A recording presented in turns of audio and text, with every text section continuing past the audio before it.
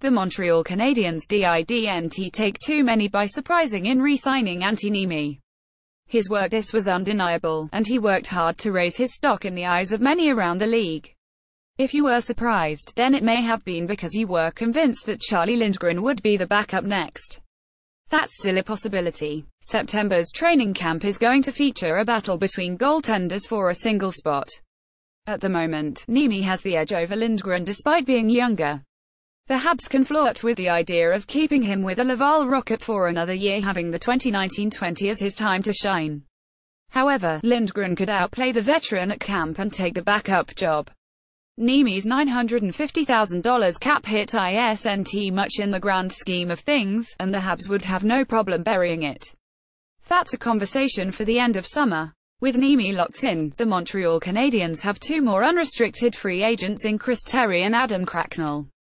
Both players spent the entire in the AHL and were the team's top players.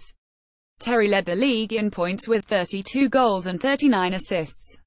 Cracknell was the next highest scoring forward with 51 points in 69 games after being acquired from the Hartford Wolfpack in exchange for Peter Holland.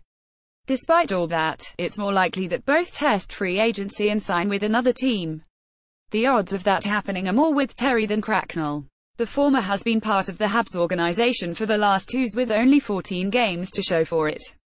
He may push to get a shot with an NHL club somewhere out there, or at least try to fight for a spot at training camp.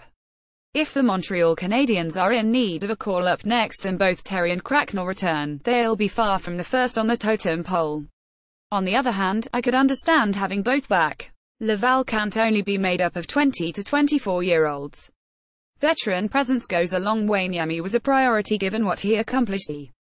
Next for the Montreal Canadiens will be the RFAs. As for Terry and Cracknell, it wouldn't be surprising to see them move on in the summer. In case you missed it, Hayden Verbeek will be ready for development camp. A broken wrist cut Hayden Verbeek's short, but he is determined to attend development camp, taking his first steps into the organization as a prospect. Should the Montreal Canadiens trade Andrew Shaw? Fans are waiting for the first ball to drop as far as player transaction goes.